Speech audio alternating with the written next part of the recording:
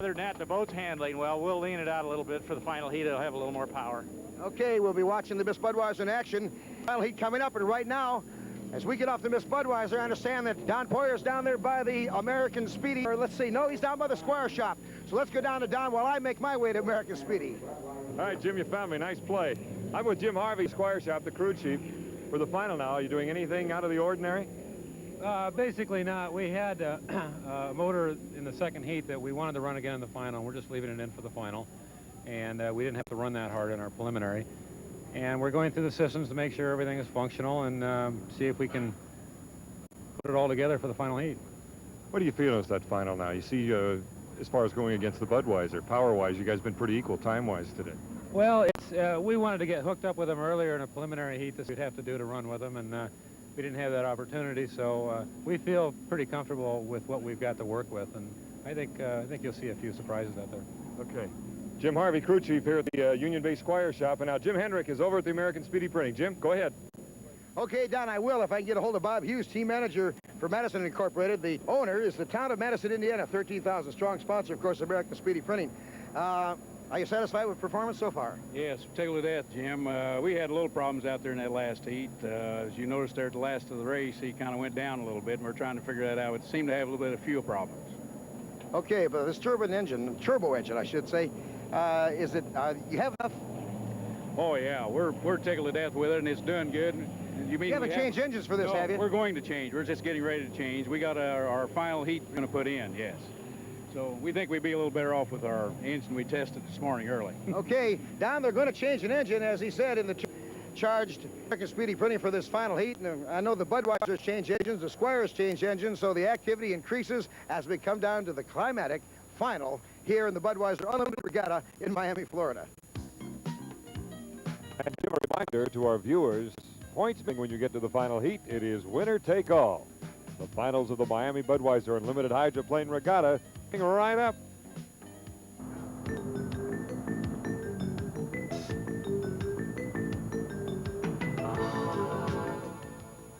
Jim Crockfeld of the Budweiser ready to go for the final today.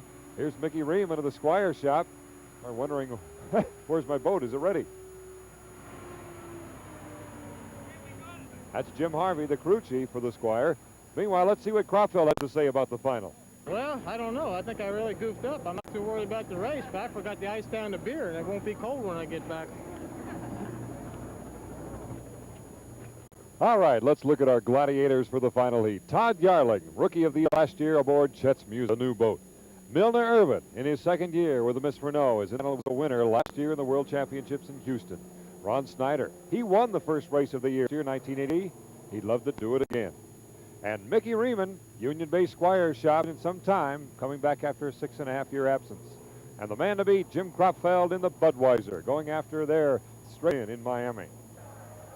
And here we go now with the final heat of the day. The money's on the table, and it looks like it'll be a good start. Mickey Riemann way on the inside. It's the Budweiser in the middle, and on the outside it is Ron Snyder in the American Speedy Printing. Here we go with the final heat. Into the east turn, Mickey Riemann on the inside with the Union Bay Squire Shop. In the middle, the Budweiser. It appears that Jim Crockfeld feels he's power to not take lane number one, and he's in good shape right now as he goes around that east turn. Ron Snyder and the American Speedy Printing on the inside. You see, on the outside rather, and on the inside, Mickey Riemann in the Squire Shop. Now the acceleration down the Jim Crockfeld with his foot to the floor, finally stretching out that Griffin engine, and he is getting all the power he needs. Goes down the back chute. Beautiful job of driving by Jim Crockfeld. He had the power to stay in lane 2 and get around the Squire Shop and get first place as we here compete in the final of the day. Jim Crockfeld, first place, coming around to complete lap number 1. Bernie Little, the owner, of course, of the Budweiser, all-time winningest owner in unlimited hydroplane racing, watching from the pits. Jim Crockfeld, the Budweiser. Speed for lap number 1, 115 miles per hour. There's your battle for second and third place, though, between the Squire and the American Speedy Printing. Chet's Muse away fourth place. The Renault has dropped out and gone back into the pits. Engine problems, we understand. Great battle, though, for second and Freeman with good position on the inside. That's the Bud leader, of course, as they're on lap number 2. But a great battle for second and third place between the Squire Shop and, of course, American Speedy Printing. Budweiser with 115 miles per hour on the first lap. And Jim Cropfield is simply pulling away from these two boats. That being Ron Snyder in second place, doing a great job for that hole. And of course, the former Atlas Fed line, now driven by Mickey Riemann under the red, white, and brown colors of the Squire Shop. The Budweiser now coming around the turn, completing lap number 2. Coming down past the grandstands, the main area here for the viewers, the Budweiser in first place. The Squire Shop and Ron Snyder still having a good battle as they come down now east turn once again. Speed for the Budweiser, 114 miles per hour. And that's the battle for second and third place. Ron Snyder has done a job of driving today, and a great job by John Humes, the crew chief, to keep it running, that turbocharged Allison engine. Again, that battle. Riemann with good position on the inside as he keeps Snyder out on his hip as they go around that east turn and head down back towards the back chute. Here and very close to that beach, by the way. A great viewing area here at Marine Stadium in Miami. The Budweiser with Jim Cropfield going after another victory. He got his first ever victory in the Unlimited class last year in this very race, Miami. Jim Cropfield, first place, speed 107.3 miles per hour. He's slowing down just a little bit as he holds on to that lead over this boat, the Squire Shop, bouncing around a little bit. This is Mickey Riemann. Uh-oh, he caught his spotson. Yes, he's clipped the buoy. He clipped the exit buoy out of the west turn.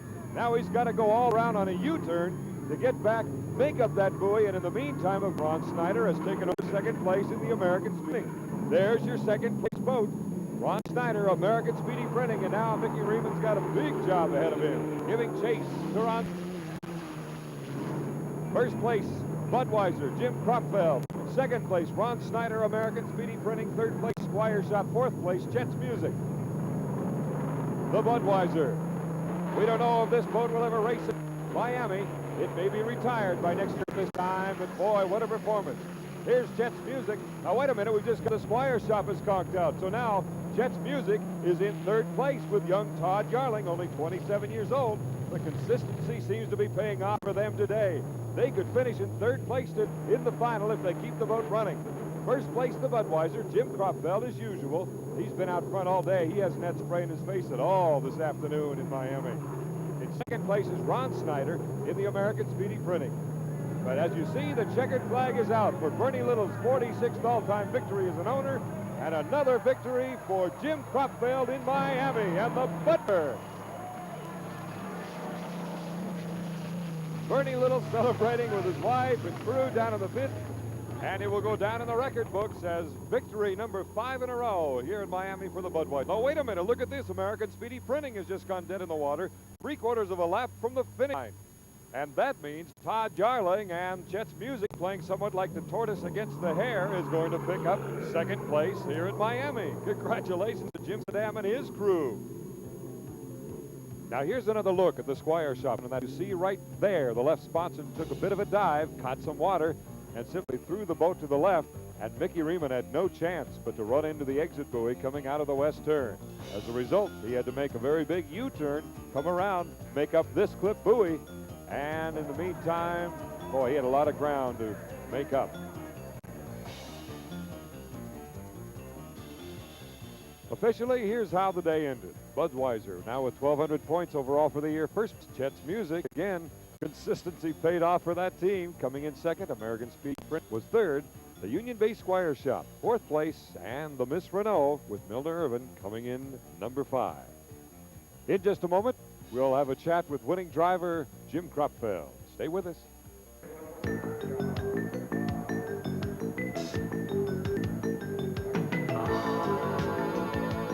Pit area, we've got a happy sponsor rep, Vice President of Budweiser brand for Anheuser-Busch, Joe Martino. You have to be pretty happy with this first race. I was very happy. When you win the first one, that's a great start for the World Championship. Now let's switch over to the owner. There's a guy, Bernie Little, who has won 7 times out of 14 events in the last 3 times in a row. Getting to be a habit, Bernie. Yes, Jim, and we want to keep Miss Budweiser out front, and I think we'll be able to do that with a driver like Jim Cropfield. Crappie, you didn't have to, though I saw Mickey Riemann the square on your hip there for a little while. He should Well, have Mickey, been in the seat, huh? yeah, he should have. Everybody says the loop was so easy. I said, oh, you should have been next to Mickey. Because Mickey was running good. And Bernie told me to take the Miss Budweiser and go out and our tradition here in Miami and come back with a victory, and that's what we did. Well, congratulations. This is the anniversary of your very first win in unlimited hydroplane racing. That's right, and it's a good way off again, and hopefully we'll do a lot better than last year. Okay, they came close last year. You know, the World Championship and the National High Point Championship, a lot of the very last race of the year at Clear Lake, Texas. They hope to do better. We've got 9 more races. And now back up to you, Don. All right, Jim Henrik, thank you very much. And that'll do it for the 1984 Budweiser Unlimited Hydroplane Regatta. Next stop, Syracuse, New York. For Jim Henrik, I'm Don Poyer. Thanks for joining us. So long from Miami.